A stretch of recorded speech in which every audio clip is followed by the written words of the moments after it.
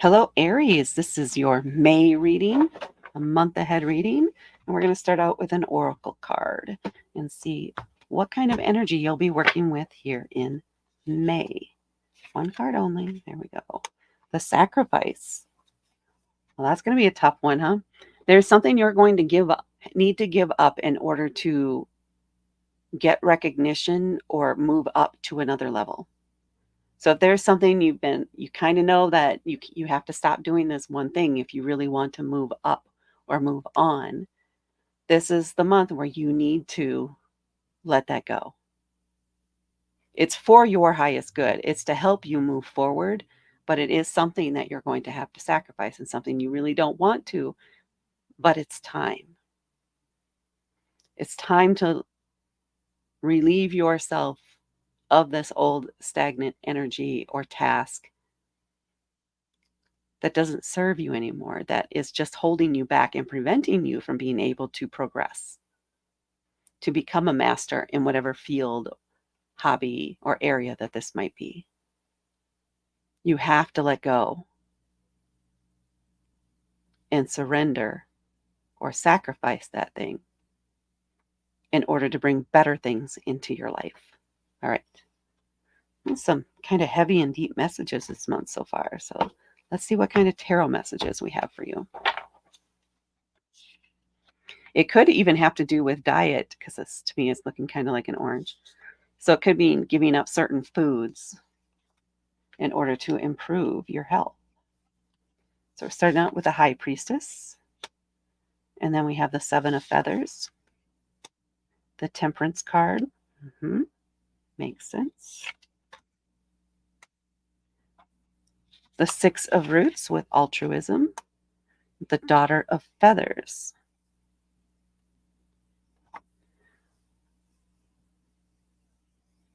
You have to give up one thing in order to have the freedom to do something else that you really, really, really want to do.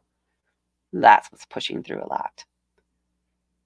If you keep holding on to that old thing, you will never be able to get to where you want to go. It's time, Aries. It is time. No, it won't be easy. Sacrifice is not easy. All right. Where else do I think this is? It's something that's going to help. By giving that up, you help bring balance into your life and gives you the freedom to explore new things and go a different direction. All right. We're starting off with the High Priestess here. This is a major arcana card. This is the second person entity that the Fool meets on their journey through the major arcana. Where the Magician is all about the outward things, the outer world, the High Priestess is about the inner world. You need to pay attention to your inner world. How is your body responding? How do you feel about this energy, about this situation? You know what you need to do, essentially. You know deep down in your psyche exactly what you need to do, what you need to let go of here. Take some time to contemplate that, to meditate on it, to go within and really, really explore and be sure on the path that you want to take and come to some peace about this decision you need to make, about this thing that you need to sacrifice. Come to terms with it. It's time. Again, that just keeps pushing through for you, Aries. It is time. And then we have the Seven of Feathers, which is the equivalent to the Seven of Wands. It's a fire element.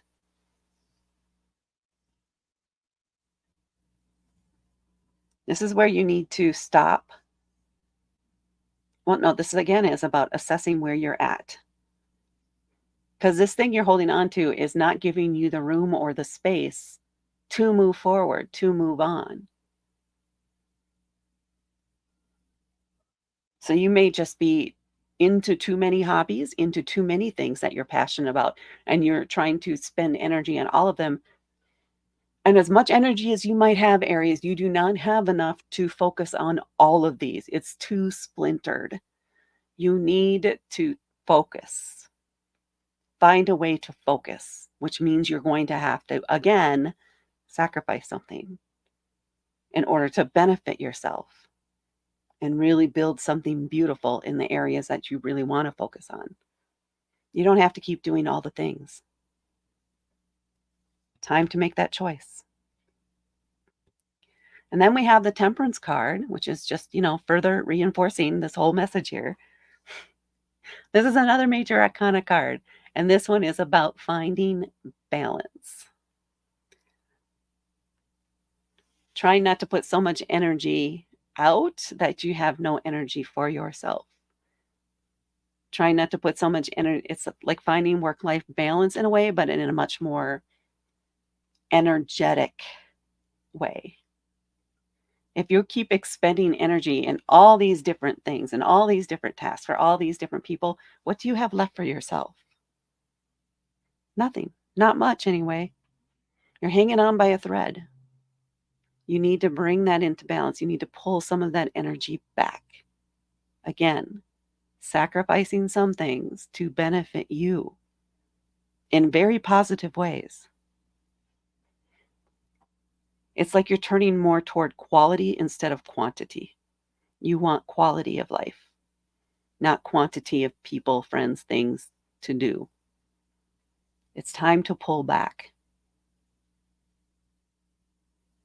Pull back your energy so that you can focus and transmute that energy into things that better suit you personally and your energy and how you do things.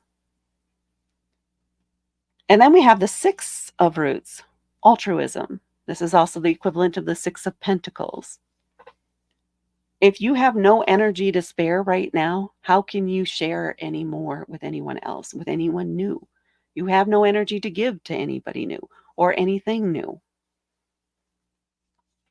This is why you need to stop and pull back, let go of some things. You do not have unlimited energy. You may have a lot again, but not unlimited. If you're spending your energy on things that are not returning energy to you, where there isn't an exchange of energy, which in some ways can be what this card is about too, there has to be a give and take. There has to be reciprocation. So in order to become an altruist, I don't know if that's the word, to engage in altruism, you have to have the resources and the energy in order to do that. And you won't until you sacrifice something that's taking up that space and that energy. Yeah, they're really pounding this message home for you. So some of you out there may have been having a hard time with this. And then we have the Daughter of Feathers. This is the same as the Page of Wands. Once you reclaim that energy, once you bring that back to you, once you have the time, the resources, the space for something new, something that you've always wanted to do, you can jump right into it because now you can. Now this opens up the possibilities. Letting go of the things that you just doing out of habit or just because it's always been that way. Letting all that go and letting somebody else take on that responsibility opens you up to something new, something exciting, something that really catches your eye and really gets your blood flowing, and you want to learn a lot more about it. In order to learn a lot more about it, you got to have the time. You got to have the energy. You got to have the resources. So if there is some goal, something that you really, really, really, really want to do, but you just don't have the time, the really, really strong recommendation here is that you give up the things that aren't serving you, that you don't really want to do, so you can focus on yourself and something that excites you and enriches your life. Go for it, Aries. Come on. All right, let's see what we have on the bottom of the deck for you. Yeah. The Two of Feathers, aka the Two of Wands, which is success. There's a little bit of brainstorming energy in here too. What is it you want to do? What are the possibilities? Once you have all this space, oh my gosh, so many ideas. Grab on to the one that you really want and make a plan. Make it happen. That's what this Two of Feathers is saying. You can do this. but you do have to give up something to make it happen. And you're going to love it when you get there.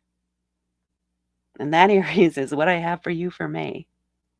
Please hit that like button and please hit subscribe to help me grow my channel. Thank you so much for watching, and I will talk to you later.